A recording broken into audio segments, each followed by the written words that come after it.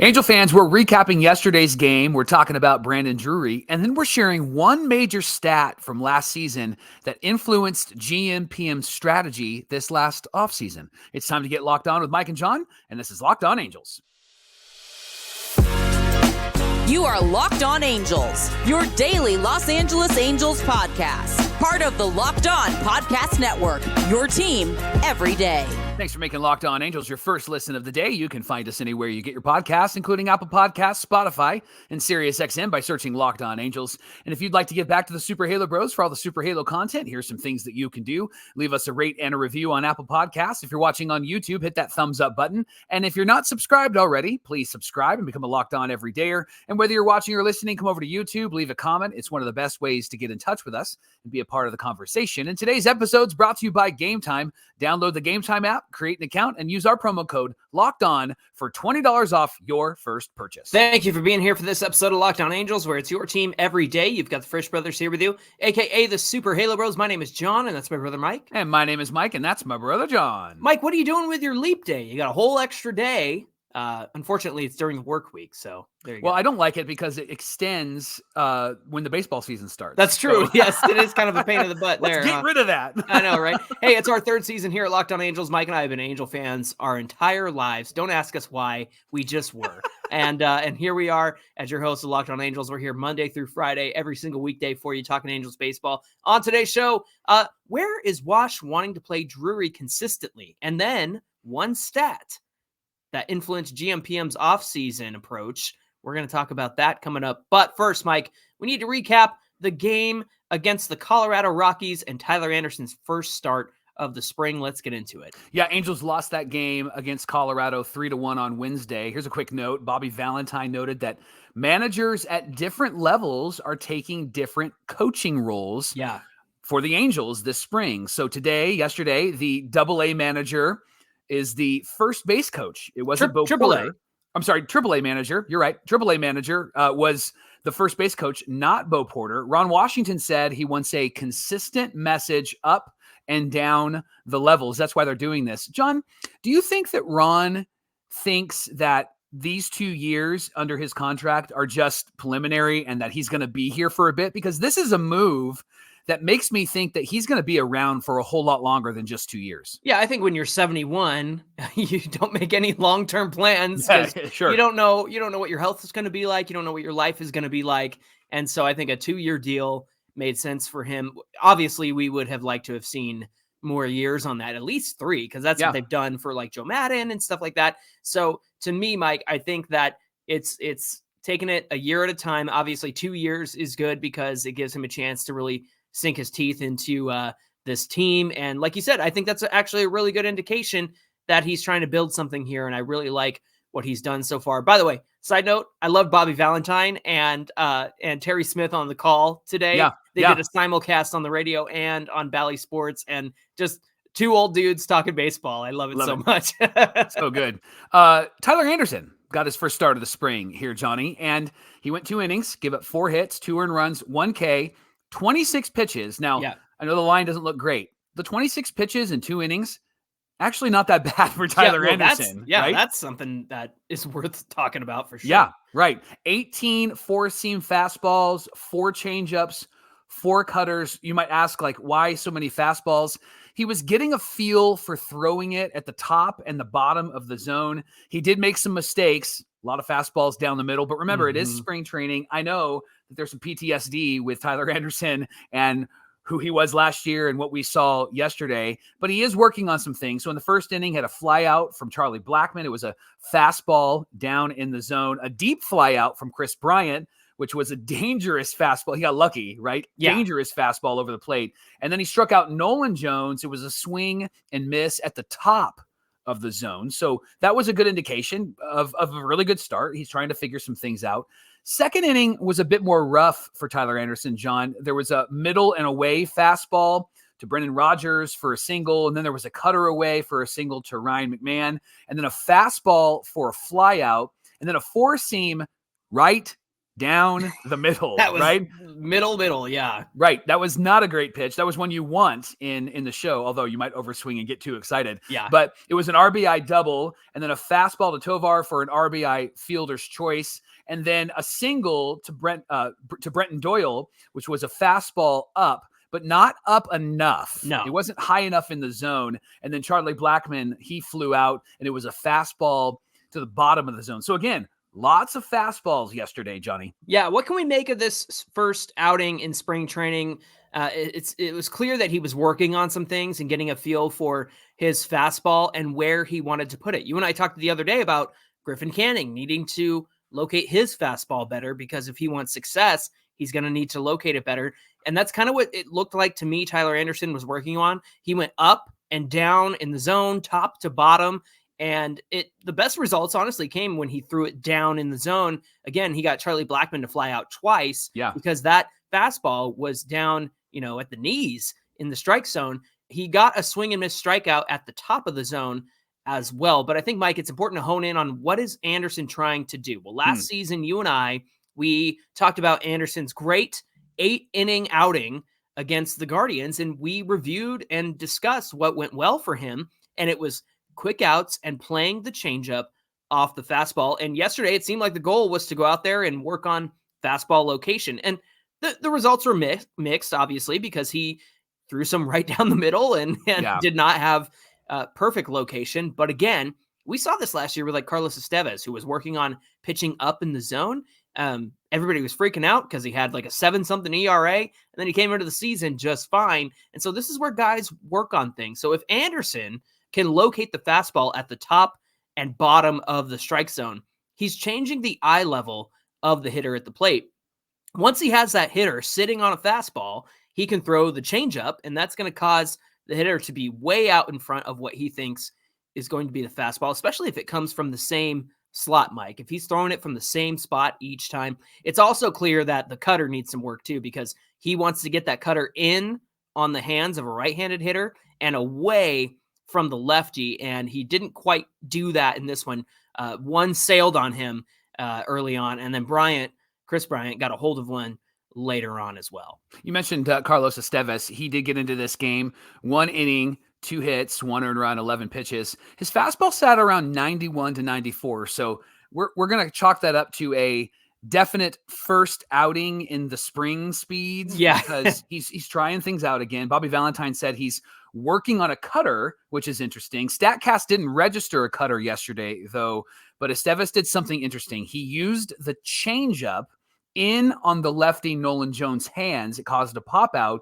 Johnny, maybe he's working on a new way to get people out. It's not just the fastball high and trying to strike them out. Have some off speed to maybe get them to swing over it. And it looked like he tried that yesterday. Yeah, he definitely did. He kind of jammed Nolan Jones with that changeup, and he threw it in the same spot twice. He actually got a strike for strike one, and then Nolan swung on it the second time he saw that changeup, and that's what caused the pop out. By the way, fantasy players, Nolan Jones outperformed expectations last year. Don't take him early, by the way. He's going to be a Coors Field merchant, is what they say. Mike, Luis Garcia, who was in his second go-around with the Angels, got into this one. 1-2-3 inning on 5 pitches, Mike. Love it. 4 sinkers, 1 slider. He touched 96 on the sinker.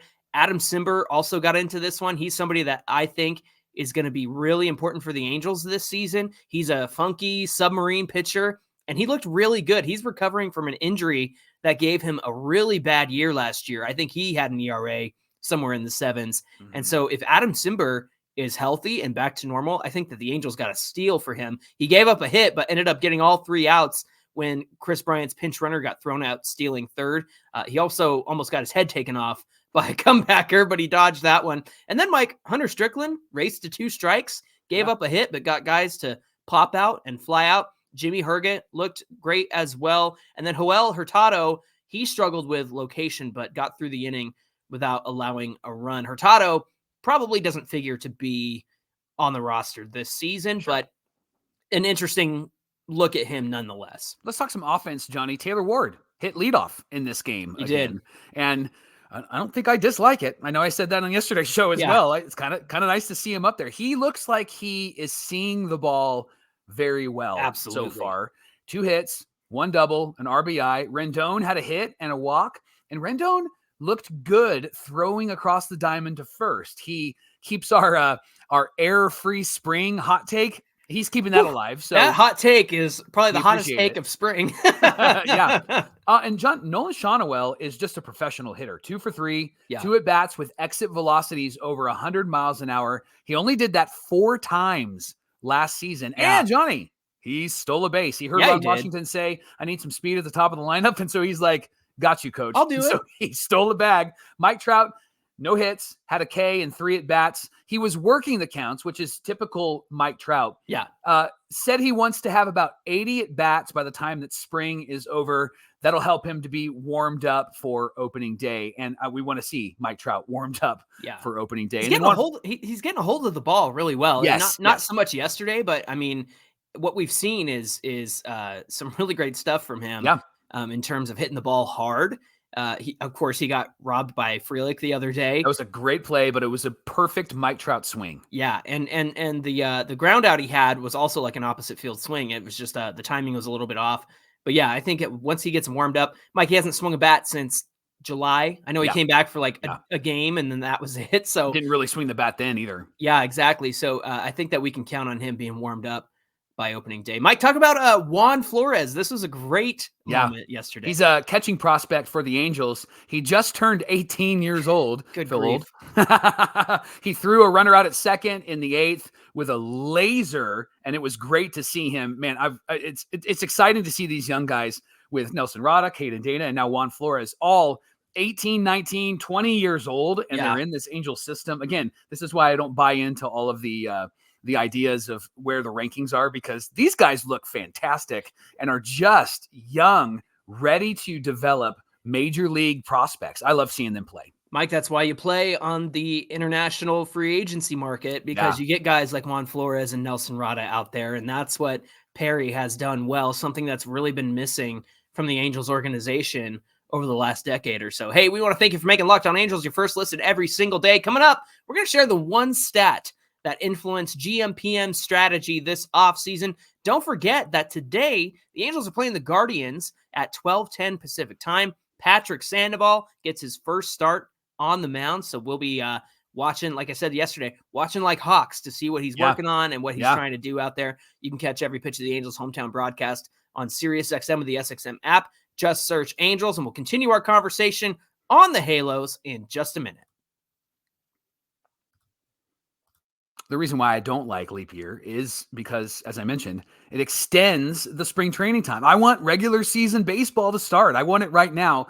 And in order to get the right seats, I'm going to use Game Time, and you should as well. They're the only ticketing app that gives you complete peace of mind when you buy tickets. You get to see where you're going to sit before you get there. You know what the cost is going to be before you even hit submit, because they're going to give you all of that up front, and you can buy tickets within a matter of seconds. They're obsessed with finding ways to save you money on tickets. They have deals right up until the start of the event and even an hour afterwards. They have exclusive flash deals and sponsored deals on all sorts of events like basketball and concerts and comedy and theater and baseball as well. They have zone deals where you get to pick the section, Game Time picks the seats, and you save about an average of 18%. And then the Game Time guarantee means you're always going to get the best price. Find tickets in the same section and same row for less, and Game Time is going to credit you 110% of the difference. So take the guesswork out of buying tickets and get your tickets right now with Game Time.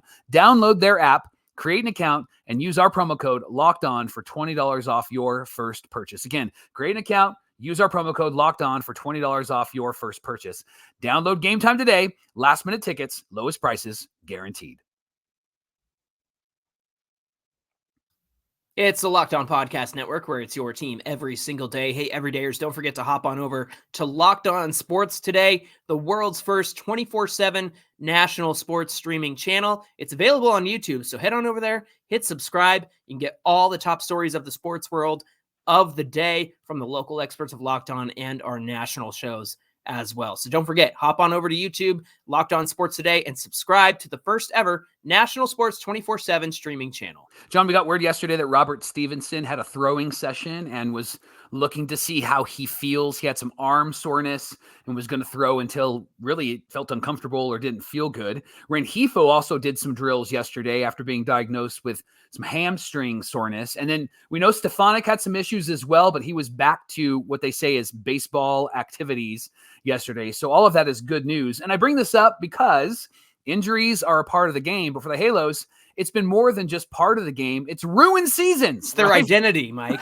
It's ruined everything that we have hoped for the last 10 years, especially the last few years. Injuries over the years to Trout and Rendon and Ohtani allowed them to only play around 50 to 60 games together since 2020, which is ridiculous. People are like, how come they can't get to the playoffs? Well, they're not on the field. That's why. Stupid injuries. And really the response to the injuries haven't necessarily been up to what we would say or fans would say are baseball standards. And the example that is always fresh in my mind, John, is when the Angels went and got Jonathan VR after he was DFA'd and when Rendon went down. And VR was great a few years ago, but wasn't great then. And it was almost like just a desperation move that Perry made to try to fill the spot. And it really didn't fill the spot at all. And what you and I agree upon, and I think a lot of everydayers agree upon, is that the lack of aggressiveness in filling these spots have really hurt the Angels and their chances at being successful and being competitive and even making the playoffs, right? Yeah, absolutely. This offseason, Perry Minasian had a different approach. He signed so many depth pieces that you and I were bored of talking about them over the offseasons. We're sitting here waiting for, a big signing, and the most we got was Matt Moore and Robert Stevenson, I think. But names like Hunter Dozier, Drew Pomeranz, Jake Marisnick, Miguel Sano, those are just to name a few. These aren't guys who are going to set the world on fire, Mike, but they are players who have major league experience and fill in the need if they're called upon. Look, there's a big difference between calling up somebody who's in your minor league system that hasn't played in the majors yet versus getting somebody like a Hunter Dozier to play first or play third and somebody who's been there before. And so I think that we're seeing the results of that because Jake Marisnick has had a great spring. Hunter Dozier, the new 17, hit a 3-run bomb the other day. Drew Pomeranz he looked good in his first outing since 2021 because he's dealt with so many issues. So again, I think that the Angels found those guys with major league experience. They're not going to be setting records or winning MVPs or anything like that. You just need, it's more than just a body. It's a body who's been there before. So here's why this strategy was needed this last offseason. Last year, the Angels had a total of 35 players go on the IL, which leads the league. They were second only to 30 players, or I should say, no, the Reds were behind them with 30 players. So if you're on YouTube here or watching us on TV, you can see the list here. They had 35 different players go on the IL. They had a total of 42 stints on the IL, which was third in the league behind the Giants and the Reds. Angels players spent a total of 2,357 days on the injured list. In comparison, John, the Astros had only 13 players on the IL last year and only 14 stints on the IL for a combined 867 days. Here's what's interesting.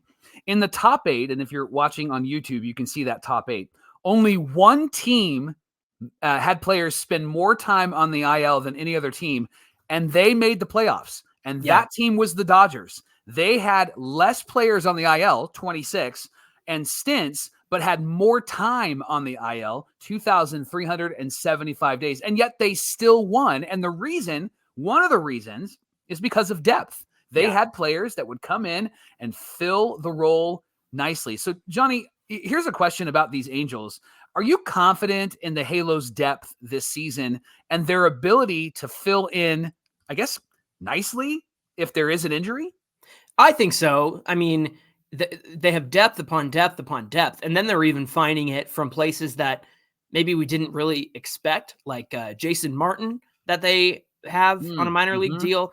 Aire Adrianza, I got it right. Hey, Mike, he's looking real good in spring. I would not be surprised if it comes down to him or Hunter Dozier getting that bench spot.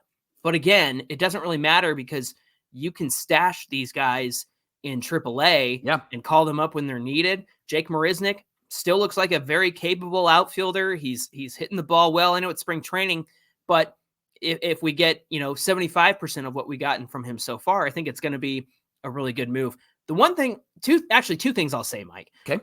Number one is that the Dodgers, yes, they can get depth, but they also just have a phenomenal farm system. Agreed. And that's where the Angels don't really have that. Now, we did luck out with the fact that Neto was ready to come up and play shortstop last season, and not because we had an injury need, but because we had a defensive need. And so he came up, immediately helped shore up the middle infield last season.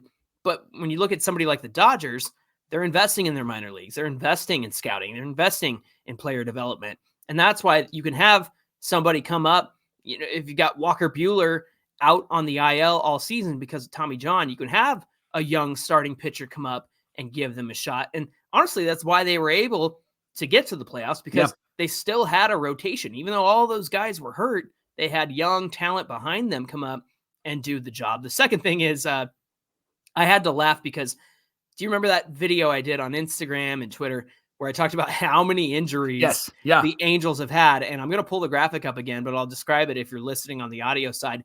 35 total players, 42 IL stints. Yes, the Dodgers had more days on the IL, but they only had 26 players go on the IL. Yeah. And so the Angels at 35 are the top of the league. They had the most injuries to their players last season. And even though it was less days, it was more impactful because you're losing out on all these different positions and you don't have the talent to compensate for it. So that really was a big problem for them.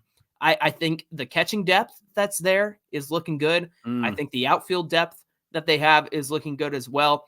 Starting pitching depth concerns me because once you get past the starting five who are question marks in and of themselves, then you get into the Zach Plesacs and the Jose Suarez, and that's right. looking a little scary. But what do you think, Mike? Yeah, I think that the starting pitching depth is always going to be something we'll be concerned about until we start to see some of these young guys really develop. And it's great to see somebody like a Caden Dana or even a Victor Medeiros, who pitched really well, start to develop a little bit, or at least show up in spring and show up with confidence and good stuff and look like major league capable pitchers. And the Angels just really haven't had that the last few years. And to your point about the Dodgers just invested in their minor league system. And so it seems like the Angels are starting to turn the corner a bit when it comes to some of that. But again, a lot of those guys who have shown a lot of promise, they're really young and they're not going to be in the major leagues for a while. And so that's why these pieces, these depth pieces, and even the bullpen pieces have been so necessary and so needed for the Angels, because that's where they got really hit hard last year. Yeah, they definitely needed a lot of the veteran arms that they brought back in the bullpen. So again, it's not an either or thing. Would we have liked to see Perry Minasian make bigger moves this offseason? Yes. Absolutely, 100%. And it, like I said, it annoyed the crap out of Mike and I that, all right, we got another depth signing, but it's a both and, because yes, we want him to sign big players, but also we need this depth, and depth is an important part to keeping these guys, on the field and keeping them going for the season, because it's a long season and we know the Angels and injuries go hand in hand, Mike. Johnny, I wonder if FanDuel has a betting prop or a parlay for injuries. For injuries, right? We got to look that up. If you're going to bet and you want to win, that's where you need to bet. How many Angels injuries will they have? I hope that it doesn't go in that direction, but I'm also very reasonable and logical. So FanDuel, by the way, is a sponsor of today's show, and you can get that big W with your first bet on FanDuel, America's #1 sportsbook. Right now, new customers like you can get $150 in bonus bets with any winning $5 moneyline bet. That's $150 if your team wins. And right now, you can bet on all your favorite NBA players and teams, what the score will be, who's going to score the most points, get the most rebounds, all the good stuff. Check it out on FanDuel right now. Visit FanDuel.com/lockedon. That way they know you came from Locked On, and you can start with your first bet. FanDuel is the official sportsbook partner of the NBA.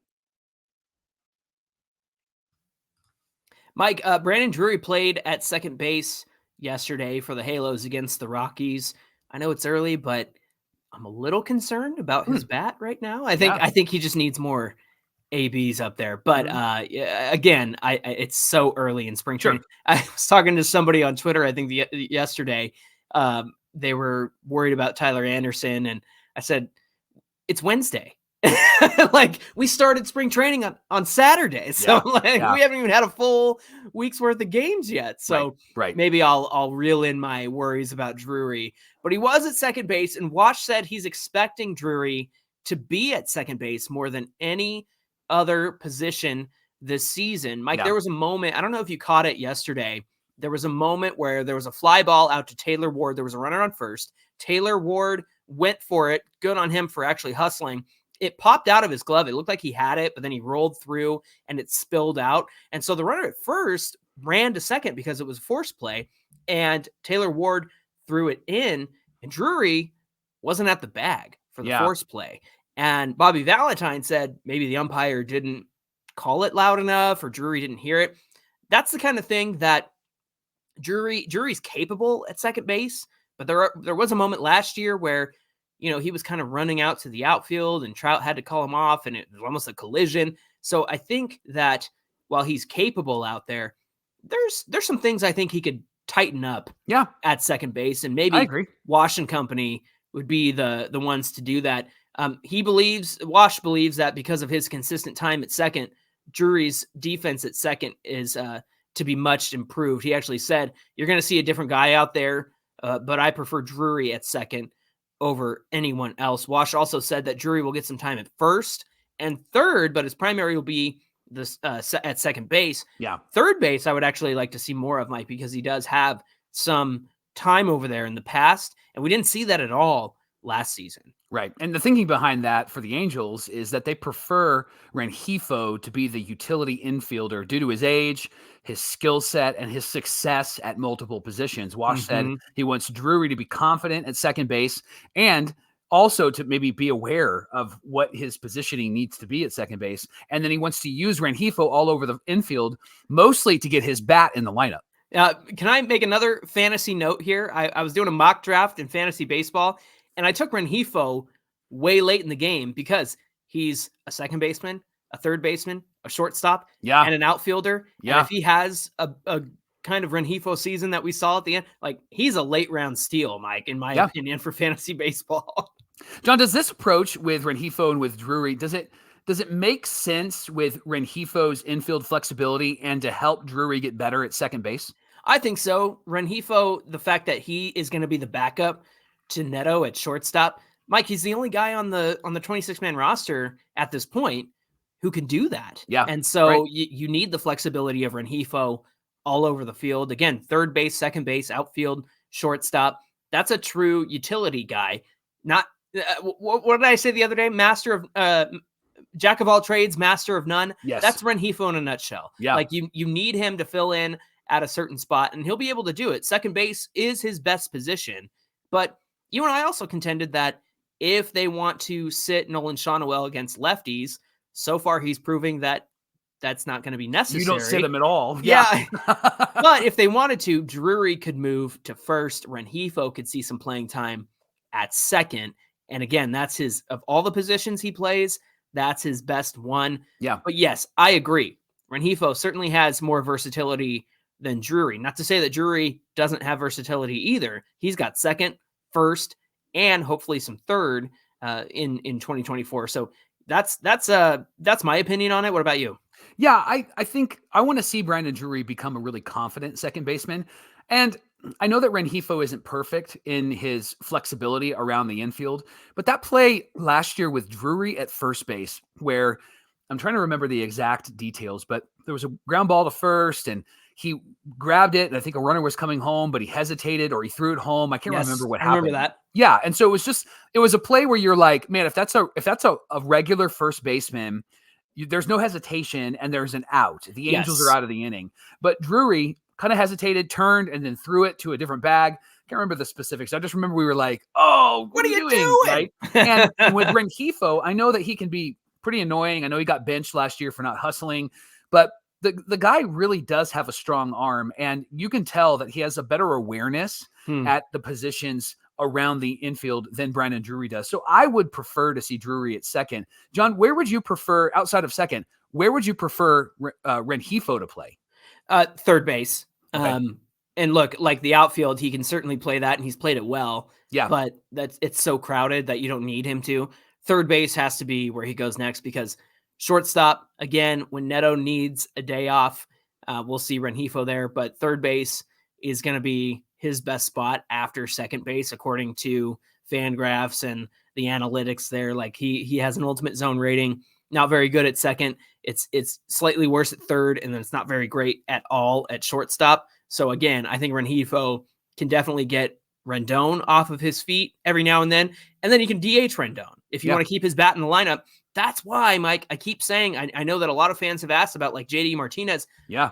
We got to have that DH spot. It's just too important to this team and too important to the old guys. They're not very old, but it's just too important to have that open all the time.